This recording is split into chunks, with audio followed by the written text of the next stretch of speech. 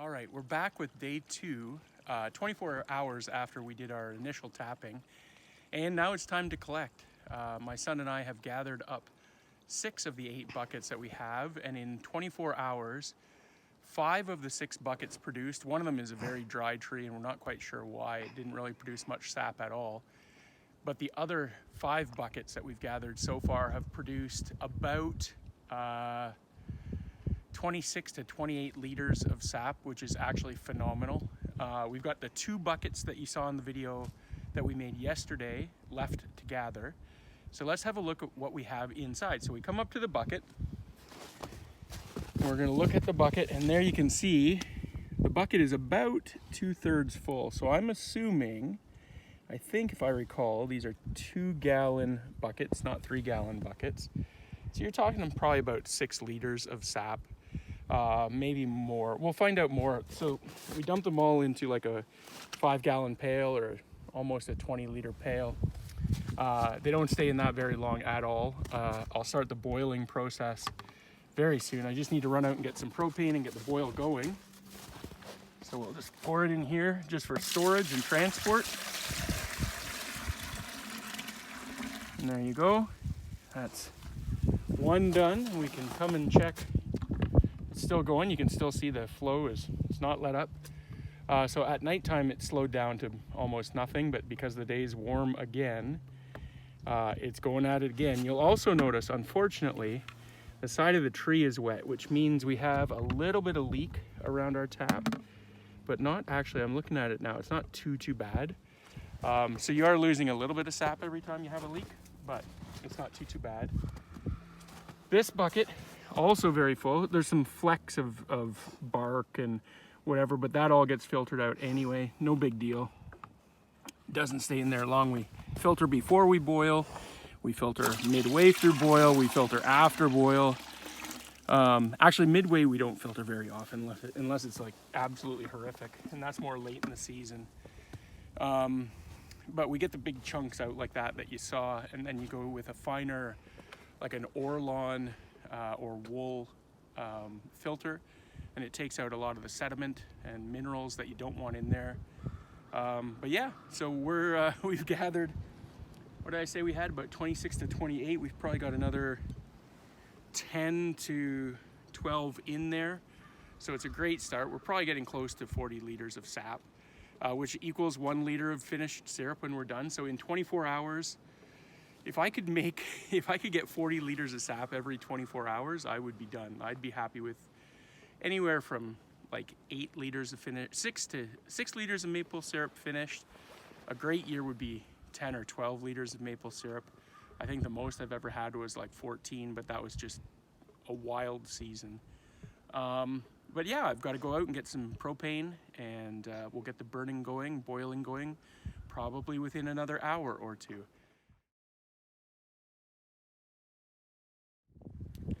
So this is my setup for making syrup. You'll see just a 20-pound propane tank, a turkey fryer, and then a stainless steel boiling pot. This is not the most ideal setup.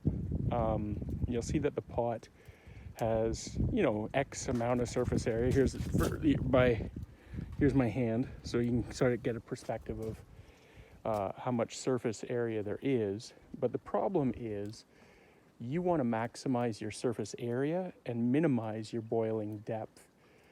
This is not the proper pot for this, but it's what I had. And so doing this on a budget, of course, this is what you're stuck with.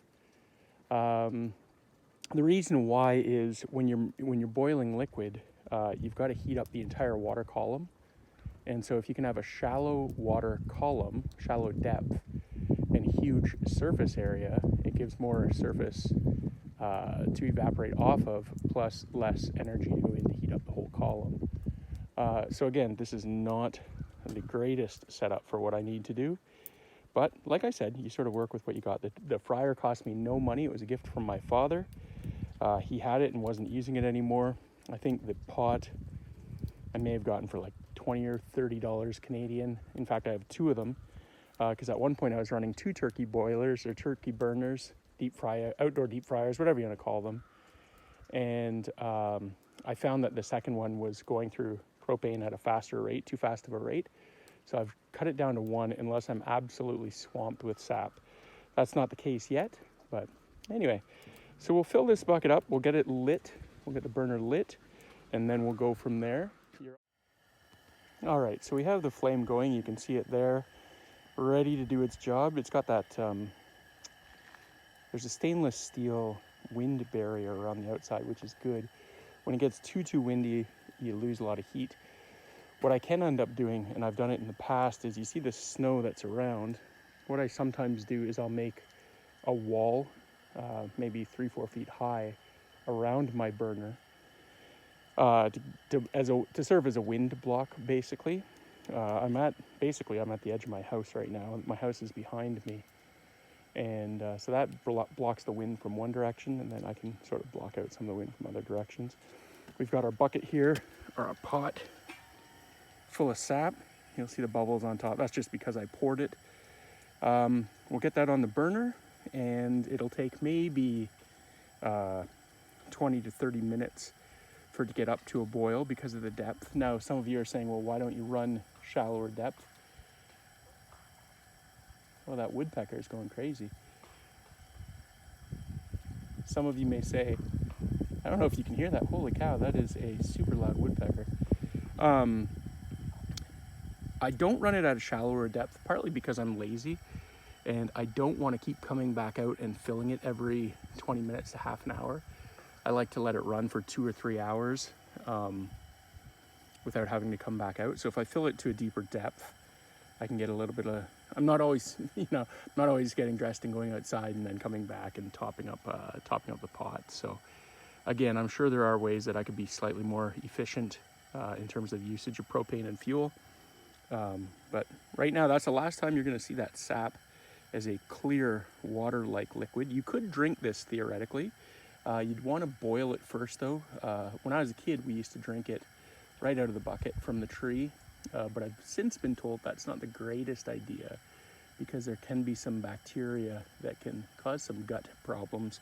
Maybe that explains why I am the way I am. So it's highly recommended that you bring it to a boil and kind of semi-pasteurize it first. I know it's maple sap is got a market unto itself, so I'm sure, worst case scenario, I could find a use for that sap as well. But it's going to be clear for now, but then even within a couple hours from now, 2-3 hours from now, it's going to have a light golden color. And the air literally the outside air is going to start to smell really sweet and mapley. And the closer you get to being done, the more maple smell it will give off, especially later in the season. So we're going to get this pot on the boil and we'll come back in a few minutes. All right, we've got the pot on the boil, but I'm going to go on a little bit of a side adventure right now because there's a woodpecker over here in the forest that is absolutely making a racket. So let's go see if we can find a woodpecker. Hopefully I don't fall. Sorry about the movement, but we're walking through fairly deep, soft snow. This may be futile, but we'll see if we can spot ourselves a woodpecker.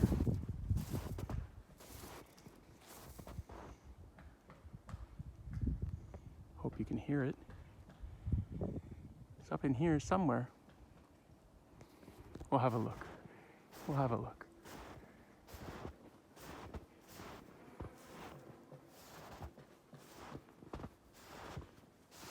Here's our original buckets.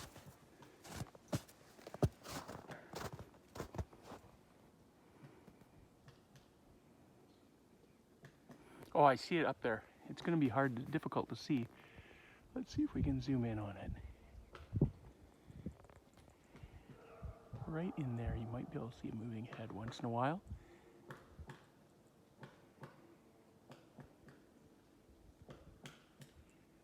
There you go, the joys of living in a forested area.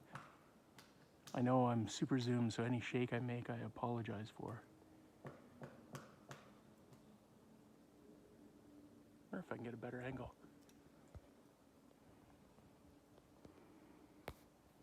Oh, it's gone. I wonder if I startled it. Anyway, that's, oh no, it's up there still.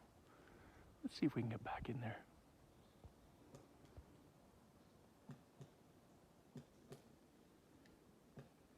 I'm gonna go around the back side of that and see if we can find out what it's doing. I know it's eating grubs, but let's find out. There's another one of the buckets. There's our neighbor's house down below. Let's see if I can do this without falling on my face holding a camera.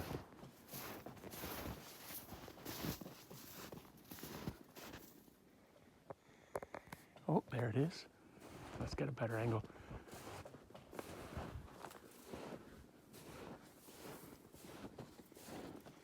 Oh, we're gonna get the bum angle, unfortunately. Oh no, there it is. Let's do it. This should be nice.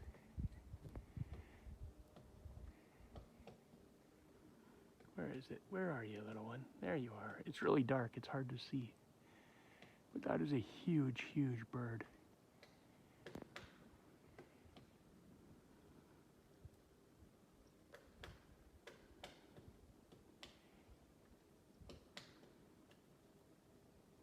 I don't know if you can get a good lighting on that.